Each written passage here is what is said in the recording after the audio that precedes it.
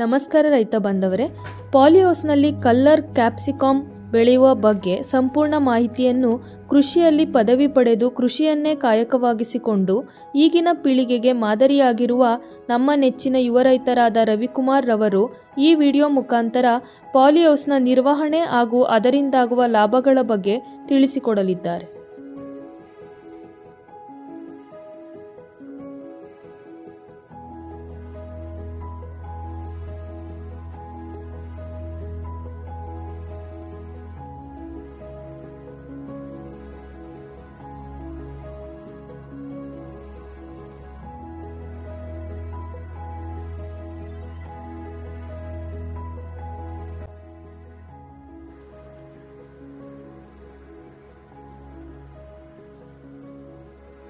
Sir ನಮಸ್ತೆ, ನನ್ನ ಹೆಸರು ರವಿ ಅಂತೇಳಿ. ನಂದು ಹಾಸನ ಡಿಸ್ಟಿಕ್ಕು ಚಂದ್ರಾಯಪಟ್ಟಣ ತಾಲೂಕು, ಇರೋದು ವಾಸ ಚಂದ್ರಾಯಪಟ್ಟಣದಲ್ಲಿ. ನಮ್ಮ ಪಾಲಿಹೌಸ್ ಇರೋದು ಬಂದು ದಿಡ್ಗ ಹತ್ರ MK ಹೊಸೂರು ಗೇಟಲ್ಲಿದೆ. ಇದು ಅರೌಂಡ್ 3 ಎಕರೆ ಪಾಲಿಹೌಸ್ ಇದೆ. ನನ್ನ ಕ್ವಾಲಿಫಿಕೇಷನ್ ಬಂದು MSc ಅಗ್ರಿ ಮಾಡಿರೋದು. ನಾನು ಸೀನಿಯರ್ಸ್ ಆಗಲಿ ನನ್ನ ಜೂನಿಯರ್ಸ್ ಆಗಲಿ ಇದು ಕೃಷಿಲೇ MSc ಅಗ್ರಿ ಮಾಡಿರೋ ಅಂಥವ್ರೆ ತುಂಬ ಜನ ಅಗ್ರಿಕಲ್ಚರಲ್ಲಿ ಅಲ್ಲಿ ಬಂದು ಇಲ್ಲಿ ಮಾಡಿ ಸಕ್ಸಸ್ ಆಗಿರೋರು ತುಂಬ ಜನ ಇದ್ದಾರೆ. ನಾವು ಅವರಲ್ಲೇ ಯಾರೋ ಒಬ್ರನ್ನ ನೋಡಿ ಕಲಿಬೇಕು ಅನ್ನೋ ಲೆಕ್ಕಾಚಾರಕ್ಕೆ ಯೋಚನೆ ಮಾಡಿ ನಾವೇ ಕಲ್ತಿರೋದನ್ನ ಇಲ್ಲಿ ಅಪ್ಲೈ ಮಾಡಿ ನೋಡೋಣ ಅನ್ನೋ ಒಂದು ಉದ್ದೇಶ ಇಟ್ಕೊಂಡು ಈ ಪಾಲಿಹೌಸ್ನ ಮಾಡಿಸ್ಕೊಂಡು ಈ ಪಾಲಿಹೌಸಲ್ಲಿ ಕ್ಯಾಪ್ಸಿಕಮ್ ಮಾಡೋಣ ಅಂತೇಳಿ. ಇನ್ನೂ ತುಂಬ ಬೆಳೆ ತಲೆ ಒಳಗಿದ್ದಾವೆ, ಬಟ್ ಒಂದೊಂದಾಗೆ ಹೋಗ್ಬೇಕಲ್ಲ, ಎಲ್ಲ ಒಟ್ಟಿಗೆ ಮಾಡೋಕ್ಕಾಗಲ್ಲ. ಅದ್ರ ಸಲುವಾಗಿ ನಾನಿವಾಗ ಫಸ್ಟ್ ಕ್ಯಾಪ್ಸಿಕಮ್ ಮಾಡಿ ನೋಡೋಣ ಅಂತೇಳಿ ಮಾಡಿದ್ದೀನಿ. ಸರ್, ಕನ್ಸ್ಟ್ರಕ್ಷನ್ ಮಾಡೋಕ್ಕೆ ಪಾಲಿಹೌಸ್ ಕನ್ಸ್ಟ್ರಕ್ಷನ್ ಮಾಡೋಕ್ಕೆ 1 ಎಕರೆಗೆ 1 ಕುಂಟೆಗೆ 1 ಲಕ್ಷ ಬರುತ್ತೆ. ಅಂದರೆ ಅದೆಲ್ಲ ಕಾಂಟ್ರಾಕ್ಟ್ ಬೇಸಿಸಲ್ಲಿ ಮಾಡ್ಕೊಡ್ತಾರೆ. 1 ಕುಂಟೆಗೆ 1 ಲಕ್ಷ ಚಾರ್ಜ್ ಮಾಡ್ತಾರೆ. ಅಲ್ಲಿಗೆ ನಂದು 3 ಎಕರೆಗೆ 1,20,20,00,000 ಇದಕ್ಕೆ ಸಬ್ಸಿಡಿ ಸಹಾಯಧನನೂ ಇರ್ತದೆ. ಅಂದರೆ ಅದನ್ನ ಬ್ಯಾಚ್ ಮಾಡಿ ತೊಗೋಬೇಕು. ಅದು ತೋಟಗಾರಿಕೆ ಇಲಾಖೆಯಲ್ಲಿ ಅದ್ರ ಬಗ್ಗೆ ಮಾಹಿತಿ ಕೊಡ್ತಾರೆ. ಬೇಸ್ಡ್ ಆನ್ ದಟ್ ಮಾಡ್ಕೊಂಡ್ರೆ ಆಗುತ್ತೆ ಸರ್. ಎಲ್ಲರೂ ಮಾಡ್ಬೋದು. ಈಗ ಇದು ಪಾಲಿಹೌಸಲ್ಲಿ ಈಗ ಬೇಜಾರಾಗಿ ಕ್ಯಾಪ್ಸಿಕಮ್ನ ಹೊರಗಡೆನೂ ಬೆಳಿತೀವಿ, ಪಾಲಿಹೌಸಲ್ಲಿ ಬೆಳಿತೀವಿ. ಪಾಲಿಹೌಸ್ ಯಾಕೆ ಮಾಡಿ ಬೆಳಿಬೇಕು ಅಂತ ಕೇಳಿದ್ರೆ, ಇದು ಪಾಲಿಹೌಸಲ್ಲಿ ಹಾಕಿರೋ ತಳಿ ಬಂದು ನಾರ್ಮಲ್ ತಳಿ ಅಲ್ಲ ಸರ್. ಇದು ಕಲ್ಲರ್ಡ್ ಕ್ಯಾಪ್ಸಿಕಮ್. ಅಂದರೆ ಹೈಬ್ರಿಡ್ ಅಲ್ಲೇನೆ ಈ ಕಲ್ಲರ್ ಹೈಬ್ರಿಡ್ಸ್ ಅಂತ ಬಂದಿದೆ. ಈ ಕಲ್ಲರ್ ಹೈಬ್ರಿಡ್ಸ್ ಬಂದು ಸುಮಾರು ಕಂಪ್ನಿಗಳಿದ್ದಾವೆ. ಫಾರ್ ಎಕ್ಸಾಂಪಲ್ ನೋನ್ಯೂ ಸೀಡ್ಸ್ ಅಂತ ಜಪಾನ್ ಅವ್ರದ್ದು ಬರುತ್ತೆ, ಅವ್ರದ್ದು ಇದೆ. ನಾನು ರುಜುವಾನ್ ಅವ್ರದ್ದು ಮಾಡಿದ್ದೀನಿ. ಅದು ಫಾರಿನ್ ಬೇಸ್ಡ್ ಕಂಪನಿನೇ. ಅವ್ರದ್ರಲ್ಲಿ 2 ಕಲರ್ ತಗೊಬಂದು ನಾನು ಪ್ಲಾಂಟಿಂಗ್ ಮಾಡಿಸಿದ್ದೀನಿ ಸರ್. 1 ಕಲರ್ ಬಂದು ಯೆಲ್ಲೋ ಕಲ್ಲರು, ಅದು ವೆರೈಟಿ ಬಂದು ಬಚಾಟ ಅಂತ ಕರಿತೀವಿ. ಇನ್ನೊಂದು ರೆಡ್ ಕಲರ್ ಬರುತ್ತೆ. ರೆಡ್ ಬಂದು ನಿಮಗೆ ಅದು ಸುಬಾನ್ ಅಂತ ಬರುತ್ತೆ. ಫಸ್ಟ್ ಇನ್ಸ್ಪಿರಾನ್ ಅಂತ ಬರ್ತಿತ್ತು, ಇವಾಗ ಅದು ಬರ್ತಿಲ್ಲ, ಸುಬಾನ್ ಅಂತ ಬರ್ತೈತೆ. ನಾನು ಅದು ಸುಬಾನ್ನೇ ತಂದು ಹಾಕ್ಸಿದ್ದೀನಿ. ಅದು 1 ಸೀಡ್ ಕಾಸ್ಟ್ ಬಂದು ಸುಬಾನ್ ನಮಗೆ ಒಂದು ಪ್ಲಾಂಟ್ ಸೀಡ್ಲಿಂಗ್ ಮಾಡಿ ಕೊಡೋಕ್ಕೆ ಒಂದು ಸುಬಾನ್ಗೆ 1 ಪ್ಲಾಂಟಿಗೆ 15 ರೂಪೀಸ್ ಆಗುತ್ತೆ. ಅದೇ ಬಚಾಟಾಗಾದರೆ 10 ರೂಪೀಸ್ 30 ಪೈಸೆ ಆಗುತ್ತೆ. ಇದನ್ನು ನಾವೇ ಸೀಡ್ಸ್ ತಂದು ಪ್ಲಾಂಟ್ ಸಸಿ ಮಾಡ್ಕೊಂಡು ನರ್ಸರಿಲಿ ಸಸಿ ಮಾಡ್ಕೊಂಡು ಇಲ್ಲಿಗೆ ಪ್ಲಾಂಟಿಂಗ್ ಮಾಡ್ಕೊಳ್ಳೋಕ್ಕೆ ಅಂತೇಳಿ ತಂದು ಮಾಡ್ಕೊಂಡಿರೋ ಅಂಥದ್ದು. ಇವಾಗ ಇದನ್ನ ನಾನು ಬ್ಯಾಚ್ ಮಾಡ್ಕೊಂಡಿದ್ದೀನಿ ಸರ್. ನಂದು ಆ್ಯಕ್ಚುಲಿ ಎರಡು ಸೈಡ್ ಪಾಲಿಹೌಸ್ ಇದೆ. ಇದು ಹಾಫು ಎಲ್ಲೋ ಮಾಡಿದ್ದೀನಿ, ಇನ್ನು ಹಾಫು ರೆಡ್ ಮಾಡಿದ್ದೀನಿ. ಅಲ್ಲೂ same half of the polyhouse shed red ಎಲ್ಲೋ ಮಾಡಿದ್ದೀನಿ, half of the shed red ಮಾಡಿದ್ದೀನಿ. ಈ ರೆಡ್ ಬಂದು ನಾನು ಆಗಲೇ ಹೇಳ್ದಂಗೆ ಸುಬಾನ್ ಅಂತ ವೆರೈಟಿ, ಎಲ್ಲೋ ಬಂದು ಬಚಾಟ. ನಾನು ಇದು ಪಾಲಿಹೌಸ್ ಎಲ್ಲ ರೆಡಿ ಮಾಡಿಸಾದ್ಮೇಲೆ ಫಸ್ಟು ಲ್ಯಾಂಡ್ ಪ್ರಿಪ್ರೇಷನ್ ಮಾಡ್ಕೊಂಡೆ. ಲ್ಯಾಂಡ್ ಪ್ರಿಪ್ರೇಷನ್ ಮಾಡ್ಕೋಬೇಕಾದ್ರೆ ಈಗ ಓಪನ್ ಲ್ಯಾಂಡಲ್ಲಿ ಮಾಡೋದಕ್ಕೂ ಇಲ್ಗೂ ಮಾಡೋದಕ್ಕೂ ತುಂಬ ವ್ಯತ್ಯಾಸ ಬರುತ್ತೆ ಅಂತ ನಾನು ನಿಮಗೆ ಮೊದಲೇ ಹೇಳ್ದಂಗೆ. ಇದು ಕಲ್ಲರ್ಡ್ ಹೈಬ್ರಿಡ್ ಆಗಿರೋದ್ರಿಂದ ತುಂಬ ಸೆನ್ಸಿಟಿವ್ ಆಗಿ ಕಾಪಾಡಬೇಕಿತ್ತು ಕ್ರಾಪ್ನ.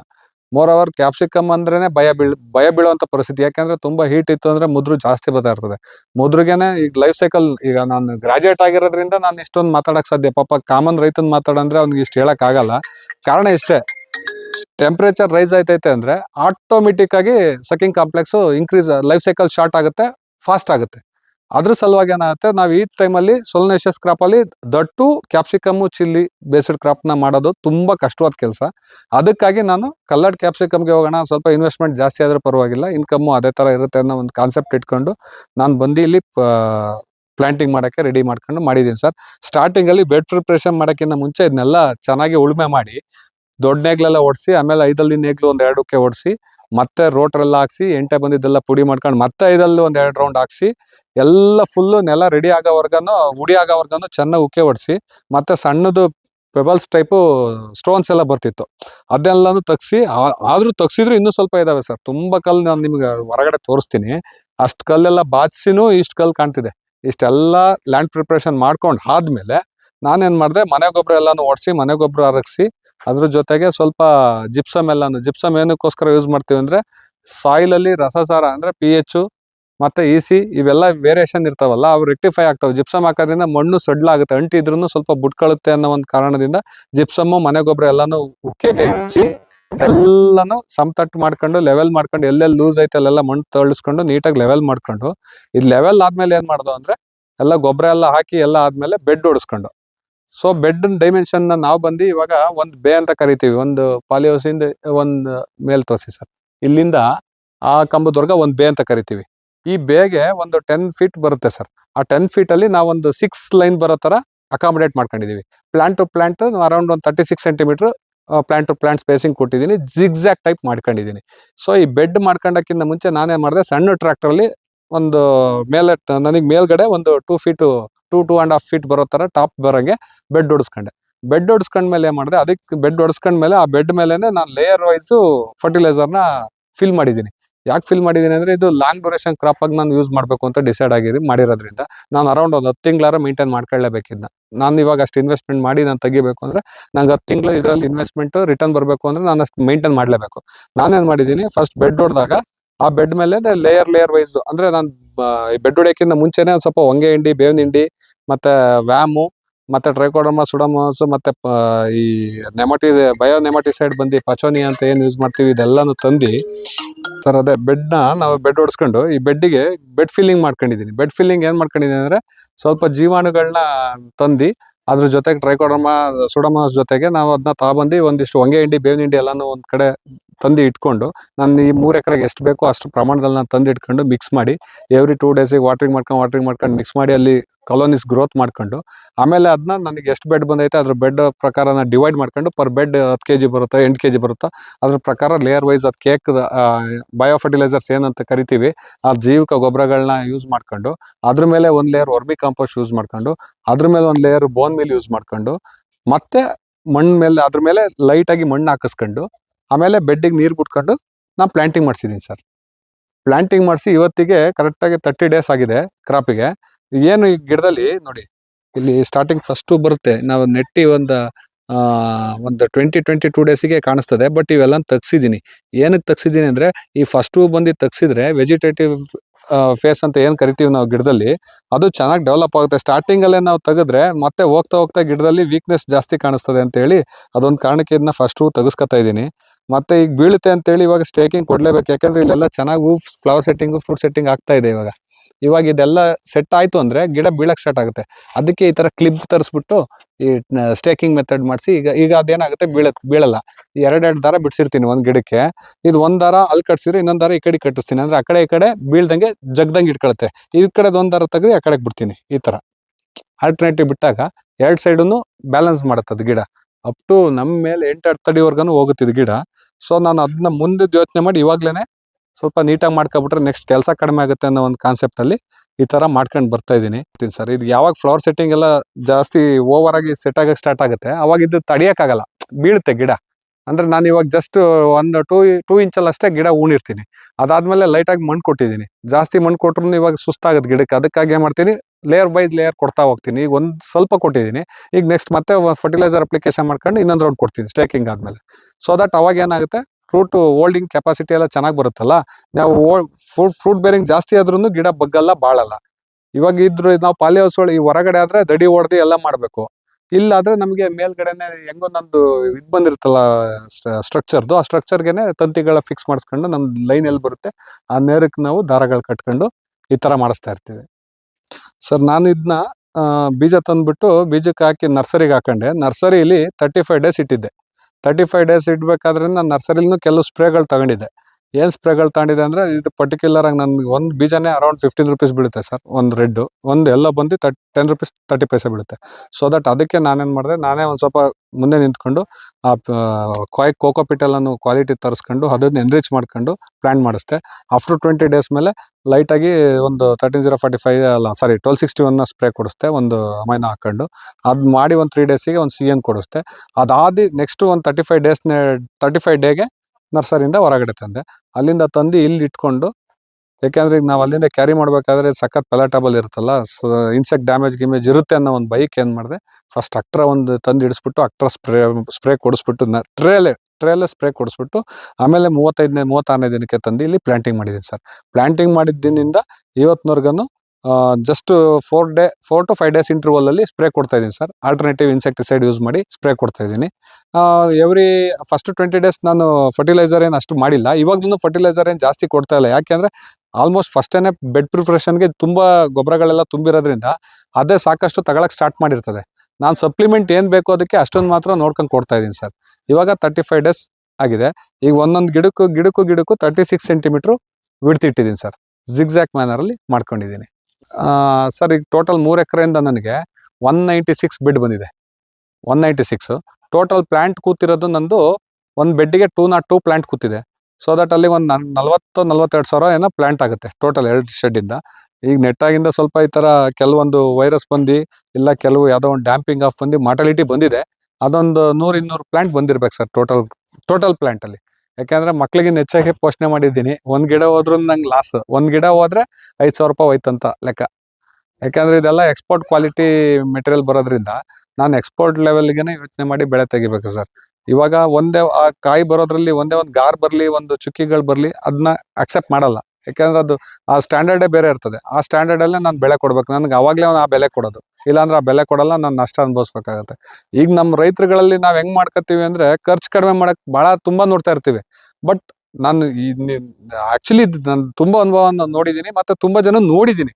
ನಮ್ಮ ರೈತ ಬರ್ತಾನೆ, ಅಣ್ಣ ನಾನು ಇದು ಹಾಕಿದ್ರೆ ಎಷ್ಟು ಸಿಗ್ತದೆ ಅಂತ ಫಸ್ಟೇ ಕೇಳ್ತಾ ಇರ್ತಾನೆ. ನಾನು ಬೆಳೆದ್ರೆ ಬರ್ತದಾ ಬೆಳಿಬೋದಾ ಅಂತ ಕೇಳಲ್ಲ. ಅಣ್ಣ ಇದು ಹಾಕಿದ್ರೆ ಎಷ್ಟು ಬರ್ತದೆ, ನಾನು ಎಷ್ಟು ಖರ್ಚು ಮಾಡ್ಬೇಕು, ಈ ತರ ಕೇಳ್ತಾನೆ. ಆ ತರ ಕೇಳಿದ್ರೆ ಅವ್ನು ದೇವರಣೆಗೂ ಬೆಳೆಯಕ್ಕಾಗಲ್ಲ. ಯಾಕೆ ಬೆಳೆಯಕ್ಕಾಗಲ್ಲ ಅಂದ್ರೆ ಸರ್ ಸಿಂಪಲ್ ಆಗಿ ಹೇಳ್ತೀನಿ, ನಾವು ಹೊರಗಡೆ ಇದು ಅಲ್ಲದೆ ಬೇರೆ ಕ್ರಾಪ್ ಮಾಡಿಸ್ತೀನಿ. ಯಾವ ತರ ಮಾಡ್ತೀವಿ ಅಂದ್ರೆ ಮೋರ್ ನಾನು ಯಾವಾಗ್ಲೂ ಇಳುವರಿ ಕಡೆ ಕಾನ್ಸಂಟ್ರೇಟ್ ಮಾಡ್ತೀನಿ ಸರ್. ಇಳುವರಿ ಮೇನ್ ಈಲ್ಡ್ ಜಾಸ್ತಿ ತಗೊಂಡ್ರೆ ಅದು ನೆಕ್ ರೇಟ್ ಇರ್ಲಿ, ನನಗೆ ಗಂಟಿಗೆ ಮೋಸ ಆಗಲ್ಲ. ನಾನು ಯಾವಾಗ ಇಳುವರಿ ತೆಗಿಯಲ್ಲ, ನಾನು ಯಾವಾಗ ಇಲ್ಲೇ ಯೋಚನೆ ಮಾಡ್ಕೊಂಡು 108 ಯೋಚನೆ ಮಾಡ್ಕೊಂಡು ಹೋಗ್ತೀನಿ, 100% ಫೇಲ್ ಆಗ್ತೀನಿ. ನಮ್ಮ ರೈತರು ಫೇಲ್ ಆಗ್ತಾ ಇರೋದೇ ಅದಕ್ಕೆ. ಹೇಳ್ತಾರೆ ಅಗ್ರಿಕಲ್ಚರ್ ಮಾಡಿದ್ರೆ ಉದ್ಧಾರ ಹಾಕಾಗಲ್ಲ ಅಂತ. ನನ್ನನ್ನು ಕರ್ಕೋಗಿ ಬಿಡಿ ಸರ್, ಅದು ಯಾರು ಉದ್ಧಾರ ಹಾಕಾಗಲ್ಲ. ಅವ್ನು ನನ್ನ ಹತ್ರ ಇರೋ ಕೇಳಿ ನಾನು ಉದ್ಧಾರ ಮಾಡೋದು ತೋರಿಸ್ತೀನಿ, ತೊಂದರೆ ಇಲ್ಲ. ಬಟ್ ಈ ಪ್ರತಿಯೊಂದಕ್ಕೂ ಯೋಚನೆ ಮಾಡ್ಕೊಂಡು ನಾವು ಬೆಳೆ ಹಾಕ್ಬಿಟ್ಟು ಮಾಡ್ತೀನಿ ಅಂತ ಹೋದ್ರೆ ದೇವರಣೆಗೂ ಮಾಡೋಕ್ಕಾಗಲ್ಲ. ಅದಕ್ಕೆ ಏನ್ ಬೇಕು ಅದನ್ನ ಕೊಡ್ಬೇಕು. ನಾವು ಇಳುವರಿ ತೆಗಿಯೋ ಕಡೆ ಮಾತ್ರ ಯೋಚನೆ ಮಾಡ್ಬೇಕು. ಬೆಲೆ ಬೇಕಾದಿರ್ಲಿ ಅದು ಸರ್. ಕೊನೆಗೆ 30 ರೂಪಾಯಿ ಬಂದ್ರು ನಾನು ಒಂದು ಗಿಡಕ್ಕೆ ಜಾಸ್ತಿ ಇಳುವರಿ ಒಂದು 25-30 ಕೆಜಿ ಇಳುವರಿ ತೆಗೆದೆ ಅಂದ್ರೆ ನನಗೆ ಅದೇ ಎಷ್ಟು ದುಡ್ಡು ಆಗುತ್ತೆ ಸರ್. ನಾವು ಅದು ಬೆಳೆನೇ 25-30 ಕೆಜಿ ಇಳುವರಿ ತೆಗಿಯೋಕ್ಕಾಗ್ದಲ್ಲೇ ಬರೀ 10 ಕೆಜಿ ತಗೊಂಡು 100 ರೂಪಾಯಿ ಬಂದ್ರು ನಮ್ಗೆ ಆ ರೇಟ್ ಸಿಗಲ್ಲ ಸರ್. ಲಾಸ್ ಆಗೇ ಆಗುತ್ತೆ. ಅದೇ ನಮ್ಮ ಅದೃಷ್ಟ ಚೆನ್ನಾಗಿದ್ದು 100 ರೂಪಾಯಿ ರೇಟ್ ಬಂದು 25 ಕೆಜಿ ಬಂತು ಅಂದ್ರೆ ದುಡ್ಡು ಎಷ್ಟಾಯ್ತು ಸರ್? ಬೇರೆ ಯಾರಿಗಾರ ಕೊಡ್ತೀವಾ? ಯಾರಿಗೂ ಕೊಡಲ್ಲ. ಇಲ್ಲಿ ನಮ್ಮ ಶ್ರಮ ಯಾವ ಕಡೆ ಇರಬೇಕು ಅಂದ್ರೆ ಇಳುವರಿ ಕಡೆ ಇರಬೇಕು. ನಾವು ಫಾರ್ಮಿಂಗ್ ಅಲ್ಲಿ ಏನಾದ್ರೂ ಸಾಧನೆ ಮಾಡಬೇಕು ಅಂದ್ರೆ ಫಸ್ಟ್ ರೇಟು ಎಲ್ಲ ಸೈಡಿಗೆ ಬಿಟ್ಟು ಯಾವ ಟೈಮಲ್ಲಿ ಯಾವ ಬೆಳೆ ಮಾಡಬೇಕು, ಫಸ್ಟ್ ಥಿಂಗ್ ಯಾವ ಮಣ್ಣಿಗೆ ಯಾವ ಬೆಳೆ ಹಾಕ್ಬೇಕು, ಸೆಕೆಂಡ್ ಥಿಂಗ್. ಮೂರನೇ ಥಿಂಗ್ ಏನಂದ್ರೆ ನಮ್ಮ ಕಾನ್ಸಂಟ್ರೇಷನ್ ಫುಲ್ ಇಳುವರಿ ಕಡೆನೆ ಹೋಗ್ಬೇಕು, ರೇಟ್ ಕಡೆ ಇರಬಾರ್ದು ಸರ್. ಬಂದ ಮೇಲೆ ಅದು ನಮಗೇನ್ ಸಿಗ್ಬೇಕು ಅದು ಸಿಗುತ್ತೆ ಸರ್. ಅದು ಯಾರ ಕೈಯಿಂದನೂ ಕಸ್ಕೊಳಕ್ಕಾಗಲ್ಲ. ನಮಗೆ ಇಲ್ಲಿ ಮಾಡಕ್ಕೇನೆ ಗೊತ್ತಿಲ್ದಲೇನೆ ನಾವು ಎಲ್ಲಾರ ಮಾತು ಕೇಳ್ಕೊಂಡು ಅದ್ ಮಾಡಿ ಇದ್ ಮಾಡು, ಅವ್ನು ಇನ್ನೊಬ್ಬ ಬರ್ತಾನೆ, ಅವ್ನು ಸುಮ್ನೆ ಇರಲ್ಲ, ಅವ್ನು ಇನ್ನೊಂದು ಹೇಳ್ತಾ ಇರ್ತಾನೆ, ಅವ್ನ ಮಾತು ಕೇಳೋದು. ಇನ್ನೊಬ್ಬ ಬರ್ತಾನೆ, ಅವನೊಂದು ಹೇಳ್ತಾನೆ, ಅವ್ನು ಕೇಳೋದು. ನಾವೇ ಹಾಳಾಗೋದು, ಅವ್ರು ಯಾರು ಹಾಳಾಗಲ್ಲ. ಹೇಳೋದವ್ರು ಹೇಳ್ಬಿಟ್ಟು ಹೊಟ್ಟೋಗಿರ್ತಾರೆ. ಇಲ್ಲಿ ಮಾಡ್ತಾ ಇರೋನೇ ಹಾಳಾಗೋನು. ನಾನ್ ಸರ್ ಅದ್ಯಾವುದಕ್ಕೂ ಆಸ್ಪದ ಕೊಡಲ್ಲ. ನಮ್ದೇನಂದ್ರೆ ಮೋಟೋ ಇರೋದು ಒಂದೇ, ಬಂಪರ್ ಬೆಳೆ ತೆಗಿಬೇಕು, ಈಳ್ ತೆಗಿಬೇಕು. ಅದ್ ರೇಟ್ ಗೊತ್ತಿಲ್ಲ ಸರ್ ಎಷ್ಟಾಗುತ್ತೆ, ನನಗ್ ದೇವರಣೆಗೂ ಗೊತ್ತಿಲ್ಲ. ಬಂತಾ ಲಾಭ ಸಿಗುತ್ತೆ, ಬರ್ಲಿಲ್ವಾ ಗಂಟಿಗೆ ಮೋಸ ಆಗಲ್ಲ ಸರ್. ಅದೊಂದು ನಂಬಿದ್ದೀನಿ. ಯಾಕೆ ನಂಬಿದ್ದೀನಿ? ನನಗೆ ಗೊತ್ತು ನನಗೆ ಬೆಳೆಲಿ ನಾನು ಎಷ್ಟು ಇಳುವರಿ ತೆಗಿತೀನಿ ಅಂತ ನನಗೆ ಈಗಲೇ ಕಾನ್ಫಿಡೆನ್ಸ್ ಐತೆ. ನಾನು ಇವಾಗಲೂ 10 ತಿಂಗಳವರೆಗೆ ಇವತ್ತು ಡೇಟಿಗೆ ಫಿಕ್ಸ್ ಮಾಡ್ಕೊಳ್ಳಿ. ಈಗ 1 ತಿಂಗಳಾಗಿದೆ, ಇನ್ನು 10 ಮಂತ್ಸ್ ನಾನು ಈ ಕ್ರಾಪ್ನ ಕುಯ್ಯಲ್ಲ. ಬೇಕಾದ್ರೆ ಅವತ್ತಿಗೂ ಬನ್ನಿ ಇದೇ ವಿಡಿಯೋ ಮಾಡೋಣ, ಮಾತಾಡೋರಿಗೆ ಬೇಕಾದ್ರೆ ಪ್ರೂಫ್ ಸಮೇತ ಕೊಡೋಣ. ಅದ್ರಲ್ಲೇನು ಎರಡು ಮಾತೇ ಇಲ್ಲ. ಇವಾಗ ನಾವು ಆಕ್ಚುಲಿ ಪ್ಲಾಂಟಿಂಗ್ ಮಾಡಿರೋದು ಬೇಸಿಗೆ ಆಗಿರೋದ್ರಿಂದ ಎಲ್ಲ ಜನ ಅನ್ಕೋತಾರೆ, ನೀರು ಯಥೇಚ್ಛವಾಗಿ ಕೊಡ್ಬೇಕು. ಇದ್ರೊಳಗಡೆ ಬೇಸಿಗೆ ಆದ್ರೂ ನಮ್ಗೆ ಹೀಟ್ ಇದ್ದೇ ಇರುತ್ತೆ, ಹ್ಯೂಮಿಡಿಟಿ ಇದ್ದೇ ಇರುತ್ತೆ. ಬಟ್ ಇಲ್ಲಿ ನಾವು ನೀರು ಯಾವ ರೀತಿ ಕೊಡ್ಬೇಕು ಅಂದ್ರೆ, ನಾವು ಹಾಕಿರ್ತೀವಲ್ಲ ಈ ಪೈಪು, ಈ ಡ್ರಿಪ್ ಪೈಪ್ಗೆ LPH ಅಂತ ನಾವು ಕ್ಯಾಲ್ಕುಲೇಟ್ ಮಾಡ್ಕೋತೀವಿ, ಲೀಟರ್ ಪರ್ ಅವರ್ ಅಂತ. 1 ಅವರ್ಗೆ ಎಷ್ಟು ಲೀಟರ್ ನೀರು ಬೀಳುತ್ತೆ. ಫಸ್ಟ್ ಇದನ್ನ ನಾವು ಎಷ್ಟು ಲೀಟರ್ LPH ಹಾಕಿರ್ತೀವಿ ಅನ್ನೋದ್ರ ಮೇಲೆ ಡಿಸೈಡ್ ಮಾಡ್ಕೊಂಡು ನಾವು ನೀರು ಸೆಟ್ ಮಾಡ್ಬೇಕು ಸರ್. ಈಗ ನನಗೆ ಕೊಟ್ಟಿರೋ ಪೈಪ್ LPHಗೆ ನನ್ನ ಪ್ಲಾಂಟಿಗೆ ನಾನು 15 ನಿಮಿಷ ನೀರು ಬಿಡ್ತೀನಿ ಸರ್. ಎವ್ರಿ ಡೇ 15 ಮಿನಿಟ್ಸ್ ನೀರು ಬಿಡ್ತೀನಿ ಅಷ್ಟೇ ನಾನು. ಯಾಕೆಂದ್ರೆ ನನ್ನ ಪ್ಲಾಂಟಿಗೆ ನಾನು ಆಲ್ರೆಡಿ ಪ್ಲಾಂಟಿಂಗ್ ಮಾಡೋಕ್ಕಿಂತ ಮುಂಚೆ ನನಗೆ ಎಷ್ಟು ಮಾಯಿಶ್ಚರ್ ಬೇಕು ಅದ್ವಾದ ಮಾಯಿಶ್ಚರ್ ಮೇಂಟೈನ್ ಮಾಡ್ಕೊಂಡು ಮಾಡಿರೋದ್ರಿಂದ ಇಲ್ಲಿ ಡೈರೆಕ್ಟ್ ಸನ್ಲೈಟ್ ಬೀಳಲ್ಲ, ಬರೀ ಹ್ಯೂಮಿಡಿಟಿ ಅಷ್ಟೇ ಇರ್ತದೆ. ಹ್ಯೂಮಿಡಿಟಿಲಿ ನಮಗೆ ಇದು ಎವಾಪರೇಟ್ ಆದ್ರೂ ಆ ತೇವಾಂಶ ಇಲ್ಲೇ ಓಡಾಡ್ತಾ ಇರ್ತದೆ. ಆ ತೇವಾಂಶದ ಜೊತೆಗೆ ನನಗೆ 15 ನಿಮಿಷದ ನೀರು ಕೊಟ್ಟರೆ ಸಾಕು ಸರ್. ಯಾವಾಗ ನಾನು ಫರ್ಟಿಲೈಸರ್ ವೀಕ್ಲಿ ಥ್ರೈಸ್ ಫರ್ಟಿಗೇಷನ್ ಮಾಡ್ತೀನಿ, ಆ ಥ್ರೈಸ್ ಫರ್ಟಿಗೇಷನ್ ಅಲ್ಲಿ ಒಂದು 5 ಮಿನಿಟ್ಸ್ ಎಕ್ಸ್ಟ್ರಾ ಕೊಡ್ತೀನಿ. ಯಾಕೆಂದ್ರೆ ಫರ್ಟಿಲೈಸರ್ ಕೊಟ್ಟಿರ್ತೀವಿ, ಅದು ಕ್ಲಾಗಿಂಗ್ ಆಗಬಾರ್ದು ಅನ್ನೋ ಒಂದು ಕಾನ್ಸೆಪ್ಟಿಗೆ ಒಂದು 5 ಮಿನಿಟ್ಸ್ ಎಕ್ಸ್ಟ್ರಾ ವಾಟರ್ ಕೊಡ್ತೀನಿ. ಅದು ಬಿಟ್ರೆ 15 ನಿಮಿಷ ನೀರು ಕೊಡ್ತೀನಿ ಸರ್. ಬೈ ಚಾನ್ಸ್ ನಾನು ಏನಾದ್ರು ನೀರು ಜಾಸ್ತಿ ಮಾಡಿದ್ರೆ ಮಾರ್ಟಾಲಿಟಿ ಜಾಸ್ತಿ ಆಗುತ್ತೆ ಸರ್. ಡ್ಯಾಂಪಿಂಗ್ ಆಫ್ ಬರೋದೇ imbalance of watering. Imbalance of watering ಅಂದ್ರೆ ನಾವು ಇವಾಗ 15 ನಿಮಿಷ ಕೊಡೋದು, ನಾಳೆ ಹೋಗಿ ಒಂದೇ ಸಲ 30 ನಿಮಿಷ 40 ನಿಮಿಷ ಕೊಡೋದು, ಮತ್ತೆ ನಾಳೆ ನೀರು ಕೊಡದೇ ಇರೋದು, ಈ ತರ ಇಂಬ್ಯಾಲೆನ್ಸ್ ಆಫ್ ವಾಟರಿಂಗ್ ಮಾಡ್ತೀವಿ. ಇರಿಗೇಷನ್ ಮಾಡೋದ್ರಿಂದ ಡ್ಯಾಂಪಿಂಗ್ ಆಫ್ PTM ಬಹಳ ನೀಟಾಗಿ ಡೆವಲಪ್ ಆಗುತ್ತೆ ಸರ್. ಅದಕ್ಕೋಸ್ಕರ ಅದನ್ನ ಅವಾಯ್ಡ್ ಮಾಡ್ಬೇಕಂದ್ರೆ ವಾಟರಿಂಗ್ ತುಂಬಾ ಇಂಪಾರ್ಟೆಂಟ್. ಈ ವಾಟರಿಂಗ್ ಅಲ್ಲೇ ಆಲ್ಮೋಸ್ಟ್ ಬೆಳೆ ತೆಗೆಯೋದೇ ನಾವು ವಾಟರಿಂಗ್ ಅಲ್ಲಿ ಸರ್. ಇದು ಯಾರು ಪ್ರಾಪರ್ ಆಗಿ ಅಳವಡಿಸ್ಕೊತಾನೆ ಅವ್ನು 100% ಸಕ್ಸಸ್ ಆಗ್ತಾನೆ, ಕ್ರಾಪ್ ಫೇಲ್ಯೂರ್ ಆಗಲ್ಲ. ಇಲ್ಲಿ ನಾನು ಪರ್ ಡೇ 15 ಮಿನಿಟ್ಸ್ ಬಿಡ್ತೀನಿ ಸರ್, ಎವ್ರಿ ಡೇ 15 ಮಿನಿಟ್ಸ್. ಅದ್ರ ಮೇಲೆ ಯಾವತ್ತಿಗೂ ವಾಟರಿಂಗ್ ಮಾಡಿಲ್ಲ. ಇಂಥ ಬಿಸಿಲಲ್ಲೂ 15 ಡೇಸೇ ಬಿಡ್ತಿದ್ದೀನಿ ಸರ್. ಇಲ್ಲಿ ಮೇಲ್ಗಡೆ ಡ್ರೈ ಕಾಣಿಸ್ತದೆ, ಇಲ್ಲಿ ನೋಡಿ ಸರ್, ಪಸಿ ನೋಡಿ ಸರ್, ನನ್ನ ಬೆಡ್ ನೋಡಿ ಎಷ್ಟು ಪಸಿ ಐತೆ ನೋಡಿ. ನಾನು ಹಾಕಿರೋ ಗೊಬ್ಬರನು ನೋಡಿ, ಬೋನ್ ಮಿಲ್ಲಿಂದ ಹಿಡಿದು ಪ್ರತಿಯೊಂದು ಕಾಣಿಸುತ್ತೆ. ಬೆಡ್ ಫೀಲಿಂಗ್ ನೋಡಿ, ಇಲ್ಲಿ ಹಿಂಡಿ, ಇದು ಬೋನ್ ಮಿಲ್ ಸರ್. ಇದು ವೈಟ್ ಐತಲ್ಲ, ಇದೆಲ್ಲ ಬೋನ್ ಮಿಲ್. ಪ್ರತಿಯೊಂದು ಲೇಯರ್. ಆಮೇಲೆ ಕಾರ್ಬೋಫಿರಾನ್ ಯೂಸ್ ಮಾಡಿದ್ದೀನಿ. ಸ್ವಲ್ಪ ಕಟ್ವರ್ಮ್ ಬರ್ತವೆ ಅನ್ನೋ ಒಂದು ಕಾನ್ಸೆಪ್ಟಿಗೆ ಸ್ವಲ್ಪ ಕಾರ್ಬೋಫಿರಾನ್ ಹಾಕಿದ್ದೀನಿ ಬೆಡ್ಡಿಗೆ. 4-8 ಎಲ್ಲ ಯೂಸ್ ಮಾಡಲ್ಲ ನಾನು. ಎಲ್ಲ ಫರ್ಟಿಲೈಸರ್ ಸರ್, ಎಲ್ಲ ಬೆಡ್ ನೋಡಿ ಸರ್. ಲೇಯರ್ ಯಾವ ತರ ಕಾಣ್ತಾ ಇದೆ. ಈ ಲೇಯರ್ ವೈಸ್ ಹಾಕಿ ಮಣ್ಣು ಮುಚ್ಚಿದ್ದೀನಿ ಸರ್. ಇಲ್ಲಿ ನೋಡಿ ಎಷ್ಟು ಡ್ರೈ ಕಾಣುತ್ತೆ. ಕೆರೆದ್ರೆ ಮಾತ್ರ ಒಳಗೆಲ್ಲ ಪಸಿ ಐತೆ. ಹಂಗಾಗಿ ನಾನು ಬೇಸ್ಡ್ ಆನ್ ಅದು LPH ಮೇಲೆ ನಂದು ಕ್ಯಾಲ್ಕುಲೇಟ್ ಮಾಡ್ಕೊಂಡು ನೀರು ಹಾಕ್ತೀನಿ ಸರ್. ಸರ್ ಇದು ಸ್ಟಿಕ್ಕಿ ಟ್ರಾಪ್ ಅಂತ ಕರಿತೀವಿ. ಇದನ್ನ ಯೂಸ್ ಮಾಡೋದ್ರಿಂದ ನಮ್ಗೆ ಆಲ್ಮೋಸ್ಟ್ ಒಂದು 2-3 ಪೆಸ್ಟಿಸೈಡ್ ಲೋಡ್ನ ತಡೀತದೆ. ಇದು ಯಾವ ತರ ತಡೀತದೆ ಅಂದ್ರೆ, ಈ ಪ್ರತಿ ಕೀಟಗಳಿಗೂ ಈ ಟ್ರಾಪ್ಸ್ ಏನ್ ಸ್ಟಿಕ್ಕಿ ಟ್ರಾಪ್ ಅಂತ ಕರಿತೀವಲ್ಲ, ಕೆಲವು ಬಣ್ಣಗಳಿಗೆ ಅಟ್ರಾಕ್ಟ್ ಆಗ್ತವೆ. ಇದಕ್ಕೆ ಮೇಜರ್ ಪ್ರಾಬ್ಲಮ್ ಬರೋದೇ ಥ್ರಿಪ್ಸು, ಮೈಟ್ಸು. ನಮಗೆ ಈ ಮೈಟ್ಸ್ ಎಲ್ಲ ಬರಲ್ಲ, ಮೈಟ್ಸ್ ಎಲ್ಲ ಏನು ಅಂಟಲ್ಲ ನಮಗೆ. ಥ್ರಿಪ್ಸ್, ಈ ಥ್ರಿಪ್ಸ್ ಅನ್ನೋದು ಏನಾಯ್ತಲ್ಲ, ಇದು ಹೆವಿ ಡ್ಯಾಮೇಜ್ ಕೊಡುತ್ತೆ. ಈ ಥ್ರಿಪ್ಸ್ ಅನ್ನೋದು ಈ ಬ್ಲೂ ಕಲರ್ ಸ್ಟಿಕ್ಕಿ ಟ್ರಾಪಿಗೆ ತುಂಬಾ ಚೆನ್ನಾಗಿ ಅಂಟುತ್ತೆ. ಅದ್ರ ಸಲುವಾಗಿ ನಾವೇನ್ ಮಾಡಿದೀನಿ, ಬ್ಲೂ ಕಲರ್ ಸ್ಟಿಕ್ಕಿ ಟ್ರಾಪ್ಗಳನ್ನ ಅಲ್ಲಲ್ಲೇ ಅಂಟಿಸಿದೀನಿ. ಮತ್ತೆ ಯೆಲ್ಲೋ ಕಲರ್ ಹಾಕಿದೀನಿ. ಯೆಲ್ಲೋ ಕಲರ್ ಏನಕ್ಕೆ ಹಾಕಿದೀನಿ ಅಂದ್ರೆ, ಊಜಿ ಫ್ಲೈಸ್ ಏನಾರು ಯಾವ್ದಾದ್ರು ಸೈಡ್ ಅಲ್ಲೆಲ್ಲಾರು ಬಂದು ಯಾವ್ದಾದ್ರು ಒಂದ್ ಹುಳ ಬಂದ್ರೆ ಸಾಕು, ಅದು capacity of egg laying 300 to 3000 ವರ್ಗೆ ಇರುತ್ತೆ. ಒಂದ್ ಹುಳ ಬಂದ್ರೆ ಇಡೀ ಶೆಡ್ನೆ ಹಾಳು ಮಾಡೋ ತಾಕತ್ ಅದಕ್ಕೆ ಇರುತ್ತೆ. ಅದ್ರ ಸಲುವಾಗಿ ರಿಸ್ಕ್ ತಗೊಳ್ಳೋದು ಬೇಡ ಅಂತೇಳಿ ಅಲ್ಲಲ್ಲೇ ಎಲ್ಲೋ ಬ್ಲೂನ ಮಿಕ್ಸ್ ಮಾಡಿ ಹಾಕಿದೀನಿ ಸರ್. ಇದು ಹಾಕೋದ್ರಿಂದ ಏನಾಗುತ್ತೆ ಅಂದ್ರೆ, ನನಗೆ ಇನ್ಸೆಕ್ಟ್ ಆರ್ಬರ್ ಆಗೋದು ಎಲ್ಲ ಇದಕ್ಕೆ ಟ್ರಾಪ್ ಆಗುತ್ತೆ ಬೇಗ. ಈ ಕಲ್ಲರಿಗೆ ಅಟ್ರಾಕ್ಟ್ ಆಗ್ತವೆ ಇನ್ಸೆಕ್ಟ್, ತಾನೇ ಬಂದು ಅವೇ ಅಂಟ್ಕೊಂಡು ಸಾಯ್ತವೆ. ಹಂಗಾಗಿ ಇದು ಹಾಕೊಂಡಿದ್ದೀನಿ ಸರ್. ಇಲ್ಲಿ ನನಗೆ ಇನ್ನ ಪರಾಗಸ್ಪರ್ಶ ಮಾಡಕ್ಕೆ ಅದೆಲ್ಲ ಸೆಲ್ಫ್ ಪಾಲಿನೇಟೆಡ್ ಆಗಿರೋದ್ರಿಂದ ನನಗೆ ಬೇರೆ ಪರಾಗಸ್ಪರ್ಶದ ತೊಂದರೆ ಇಲ್ಲದೆ ಇರೋದ್ರಿಂದ ಈ ತರ ಎಲ್ಲ ಇನ್ಸ್ಟಾಲ್ ಮಾಡ್ಕೊಂಡಿದ್ದೀನಿ. ಇದು ಹಾಕಿದ್ರು ಹೊರಗಡೆ ಪರಾಗಸ್ಪರ್ಶಕ್ಕೆ ಏನು ಸಮಸ್ಯೆ ಆಗಲ್ಲ, ಸ್ವಲ್ಪ ಆಗುತ್ತೆ. ಅಂದ್ರೆ ಈಗ ಜೇನುಹುಳನು ಬಂದು ಎಲ್ಲ ಕಲರಿಗೆ ಬಿದ್ದ್ಬಿಡ್ತವೆ. ಹಂಗಾಗಿ ಅದ್ ಮಾತು ಹೇಳ್ದೆ. ಅದ್ ಬಿಟ್ರೆ ಯೂಸ್ ಮಾಡ್ಬೋದು ಸರ್, ಏನ್ ಸಮಸ್ಯೆ ಆಗಲ್ಲ. 100 ಕೆಟ್ಟ ಹುಳ ಹೋಗಿ ಒಂದ್ ಒಳ್ಳೆ ಹುಳ ಹೋದ್ರೆ ಏನಾಗಲ್ಲ ಸರ್, ಅದು ಮೇಕಪ್ ಮಾಡ್ಕೊಬಿಡುತ್ತೆ ಬಾಕಿದೆಲ್ಲ. ಅದ್ರ ಸಲುವಾಗಿ ಇದು ಹಾಕೊಂಡಿದ್ದೀನಿ ಸರ್. ಜೊತೆಗೆ ನಾವ್ ಈ ಪಾಲಿಹೌಸ್ ಅಲ್ಲಿ ಇನ್ನೊಂದು ಮಾಡ್ಕೊಂಡಿದ್ದೀವಿ ಸರ್. ಏನಪ್ಪಾ ಅಂದ್ರೆ ವಾಟರ್ ಹಾರ್ವೆಸ್ಟ್ ಮಾಡ್ಕೊತೀವಿ. ಯಾವ ರೀತಿ ವಾಟರ್ ಹಾರ್ವೆಸ್ಟ್ ಮಾಡ್ತೀವಿ ಅಂದ್ರೆ, ನೋಡಿ ಸರ್, ಈಗ ನಾನು ಒಂದು ಬೇ ಅಂತ ಒಳಗೆ ಏನ್ ಹೇಳಿದ್ನಲ್ಲ, ಈ 10 ಫೀಟಿಗೆ ಏನ್ ಬೇ ಬರುತ್ತಲ್ಲ, ಪ್ರತಿ ಬೇ ಅಲ್ಲೂ ಆ ಏನ್ ಫ್ಯಾಬ್ರಿಕೇಟೆಡ್ ಸ್ಟ್ರಕ್ಚರ್ ಇಂದ ವಾಟರ್ ಸ್ಟೋರ್ ಆಗುತ್ತಲ್ಲ, ಅದು ಯಾವ್ದು ವೇಸ್ಟ್ ಆಗ್ಬಿಟ್ಟಿಲ್ಲ. ನಾವು 2 ಸೈಡ್ನು ತೆಗ್ದು ಈ ಒಂದ್ ಸೈಡು ಪಾಂಡ್ ಕೊಟ್ಟಿದೀವಿ. ಈ ಪಾಂಡಲ್ಲಿ ನೋಡಿ, ಪ್ರತಿ ಬೇಲನ್ನು ಆ ಕಡೆಯಿಂದ ತೋರಿಸಿ ಸರ್. ಆ ಬೇಯಿಂದನು ಸ್ಟಾರ್ಟಿಂಗ್ ಇಂದ ಎಲ್ಲಾ ಇದ್ರದ್ದು ಇಲ್ಲಿಗೆ ಕನೆಕ್ಷನ್ ಮಾಡಿದೀವಿ. ಈ ಸೈಡ್ದು ಎರಡೂನು ಈ ವಾಟರ್ ಬೇಯಲ್ಲೇ ಬರುತ್ತೆ ನಮ್ಗೆ ಸರ್. ಈ ವಾಟರ್ ಹಾರ್ವೆಸ್ಟ್ ಮಾಡೋದ್ರಿಂದ ಪ್ರಾಪರ್ ಆಗಿ ನಮ್ಗೆ ಅಟ್ಲೀಸ್ಟ್ ಮಂತ್ಲಿ ಒನ್ಸ್ ರೈನ್ ಹೊಡೆದ್ರೆ ಸಾಕು ಸರ್, ನಾನು ಕ್ರಾಪ್ ಮೋಟರ್ ಇಲ್ದಲೇ ಬೆಳಿತೀನಿ ಸರ್. ಅಷ್ಟು ನೀರ್ ಬರುತ್ತೆ. ಒಂದೇ 1 ಅವರ್ ಒಂದ್ ಮಳೆ 1 ಅವರ್ ಹೊಡೆದ್ರೆ ನಂದು ಫುಲ್ ಕೆಳಗಡೆ ಅರೌಂಡ್ 1 ಲಕ್ಷದ ಮೇಲೆ ಹಿಡಿಯುತ್ತದೆ. 1 ಲಕ್ಷದ ಲೀಟರ್ ಮೇಲೆ ಹಿಡಿಯುತ್ತೆ. ಅಷ್ಟು ದೊಡ್ಡ ಟ್ಯಾಂಕ್ ನಾನು ತೋರಿಸ್ತೀನಿ. ಅಷ್ಟು ದೊಡ್ಡ ಟ್ಯಾಂಕ್ ತುಂಬಿಸ್ಕೊಂಡ್ರೆ ಅರೌಂಡ್ ನನ್ನ ಕ್ರಾಪ್ ಫುಲ್ ವಾಟರ್ ಆಗುತ್ತೆ. ಯಾಕೆಂದ್ರೆ ನಾನು ಕೊಡೋದು ನಿಮ್ಗೆ ಆಗ್ಲೇ ಒಳಗೆ ಹೇಳ್ದಂಗೆ 15 ಮಿನಿಟ್ಸ್ ಅಷ್ಟೇ ಕೊಡ್ತೀನಿ. ನನಗೆ 15 ಮಿನಿಟ್ಸಿಗೆ ಎಷ್ಟು ತಗೋಬಹುದು ಸರ್ ಆ ಟ್ಯಾಂಕಿಂದ? ನನಗೆ ಎಷ್ಟು ಲೀಟರ್ ನೀರು ತಗೋಬಹುದು? ಅರೌಂಡ್ ಈಗ 40,000 ಗಿಡ ಅಂದ್ರೆ 15 ಮಿನಿಟ್ಸ್ ಅಲ್ಲಿಗೆ ನಾವೀಗ ಒಂದು LPH ಪ್ರಕಾರನೇ ಮಾತಾಡೋದಾದ್ರು ನನಗೆ ಒಂದ್ಸಲಿ ಆನ್ ಮಾಡಿದ್ರೆ ಅಪ್ರಾಕ್ಸಿಮೇಟ್ ಆಗಿ ಒಂದು 1000ರಿಂದ 2000 ಲೀಟರ್ ನೀರಾದ್ರೆ 2 ಶೆಡ್ ಫುಲ್ ಆಗ್ಬಿಡ್ತದೆ. ಅಲ್ಲಿಗೆ ಲೆಕ್ಕ ಹಾಕೊಳ್ಳಿ, 1,00,000 ಲೀಟರ್ ಅಂದ್ರೆ ನಾನು ಆರಾಮಾಗಿ ಒಂದು ಬೆಳೆ ಫುಲ್ ತೆಗಿಬಹುದು ಅದ್ರಲ್ಲಿ. ಆಮೇಲೆ ಮೋರ್ ಓವರ್ ನನಗೆ ಇದರಿಂದ ಬೆನಿಫಿಟ್ ಏನಾಗುತ್ತೆ ಅಂದ್ರೆ ಸರ್, ನ್ಯಾಚುರಲ್ ರೈನ್ ವಾಟರ್ ಐತಲ್ಲ, ಇದು ಮಿರಾಕಲ್ ವಾಟರ್ ಅಂತಾನು ಕರಿಬೇಕು ನಾವು. ಈ ನೀರ್ ನೋಡಿದ್ವಿ ಬಾವಿ ನೀರ್ ನೋಡಿದ್ಕೂ ತುಂಬಾ ಡಿಫ್ರೆನ್ಸ್ ಬರುತ್ತೆ. ಈಗ ನಾರ್ಮಲ್ ಆಗಿ ಒಂದು ರಾಗಿ ಬಿತ್ತಿರ್ತೀವಿ, ನಾವ್ ಏನೇ ನೀರ್ ಬಿಟ್ಟು ಏನೇ ಮಾಡ್ತಿದ್ರು ಅದ್ ರಾಗಿ ಚೆಂಡು ಹೊಡಿತಾ ಇರಲ್ಲ, ಚೆನ್ನಾಗಿ ಹಳ್ಳು ತುಂಬ್ತಾ ಇರಲ್ಲ. ಅದೇ ಒಂದ್ ಮಳೆ ಹೊಡೆದ್ಬಿಡ್ಲಿ ಫುಲ್ ರಸ ತುಂಬಿಡ್ತದೆ. ಯಾಕೆಂದ್ರೆ ಆ ಮಳೆ ನೀರಲ್ಲಿ ಅಷ್ಟು ಪವರ್ ಇರ್ತದೆ ಸರ್. ಹಂಗಾಗಿ ನಾವೇ ಮಾಡ್ದೋ ಅದನ್ನು ಯೂಸ್ ಮಾಡ್ಕೊಳ್ಳೇಬೇಕು ಅಂತ ಒಂದು ಇದು ಮಾಡಿ ಆ ಕಿತ್ತೋಗಿದ್ದವು ಅದನ್ನು ಎಲ್ಲ ಸರಿ ಮಾಡಿಸ್ಕೊಂಡು ವಾಪಸ್ ನಾವು ಸ್ಟ್ರಕ್ಚರ್ ಅಲ್ಲಿ ರನ್ ಆಗಲಿ ಅಂತೇಳಿ ಅಲ್ಲಿ ಮುಂದೆ ಲಾಸ್ಟ್ ಟೈಮ್ ಮಳೆ ಜಾಸ್ತಿ ಆಗಿ ಒಂದು ಕಟ್ಟೆನೂ ಹೊಡೆದೋಗಿತ್ತು, ಅದನ್ನು ಮತ್ತೆ ರೆಡಿ ಮಾಡಿಸ್ಕೊಂಡು ಈಗ ಮತ್ತೆ ಫಿಲ್ ಆಗೋ ಥರ ಮಾಡ್ಕೊಂಡು ನಾವೀಗ ಅದೇ ನೀರನ್ನ ಕ್ರಾಪಿಗೆ ಯೂಸ್ ಮಾಡ್ತಾ ಇದೀವಿ. ಈಗ ತೋರಿಸ್ತೀನಿ ಬನ್ನಿ ಸರ್ ಮುಂದೆ ಹೋಗ್ತಾ ಹೋಗ್ತಾ.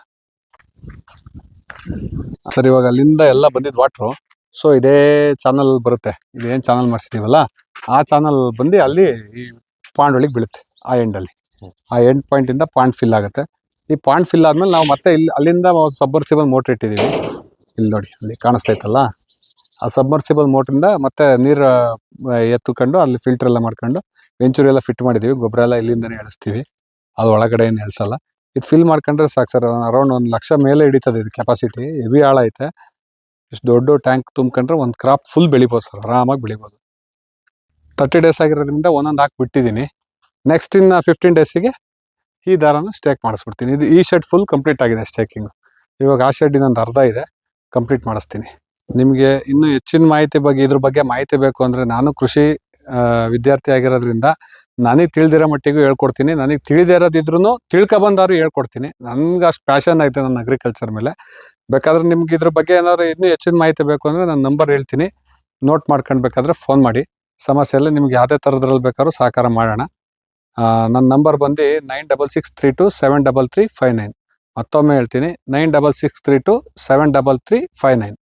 ನನ್ನ ಹೆಸರು ರವಿ ಅಂತೇಳಿ. ನಾನು ಮೂಲತಃ ಕೃಷಿ ವಿದ್ಯಾರ್ಥಿ. ಕೃಷಿ ಪದವಿಲಿ ಕೀಟಶಾಸ್ತ್ರದಲ್ಲಿ ನಾನು ಅಧ್ಯಯನ ಮುಗಿಸಿ ಇವಾಗ ಈ ಕೃಷಿ ಮಾಡ್ತಾ ಇದ್ದೀನಿ.